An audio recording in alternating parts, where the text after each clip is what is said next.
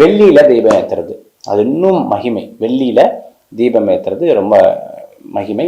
பித்தளை விளக்குன்னு சொல்லுவா, அது இன்னும் ரொம்ப சிறப்பு. தங்கத்துல தீபம் ஏத்துறது ஓஹோன்னு இருக்கும். வசதி படைத்தவா அது கண்டிப்பா ஏத்துவா. இன்னும் தங்கத்து தீபம்லாம் சின்ன சின்ன தீபம்லாம் இப்பெல்லாம் பெரிய விலையெல்லாம் ஒன்றும் கிடையாது. சின்ன தீபம் தான் அந்த மாதிரி வாங்கறதுக்கும் நல்லா முடியும்.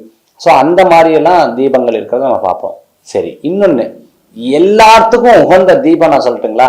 இந்த தீபம் பார்த்துட்டோம்னா மண் தீபம். இந்த மண் விளக்கு ஏத்துற வழக்கங்கள். இந்த மண் விளக்கு எங்க ஏத்துவா? மேக்சிமம் கோயில்ல இந்த மண் விளக்கு ஏத்துற வழக்கங்கள் இருக்கு. இப்ப எல்லாரும் என்ன பண்றாங்கன்னா வீடுகள்லயே மண் தீபம் ஏத்துறா. அது ஏதாவது ஸ்பெசிபிக்கா வேண்டுதல் இருந்தா அந்த மண் தீபம் ஏத்துற வழக்கங்கள் இருக்கலாம். கார்த்திகை தீபத்தன்னைக்கு இந்த மண் தீபம் ஏத்துவாங்க.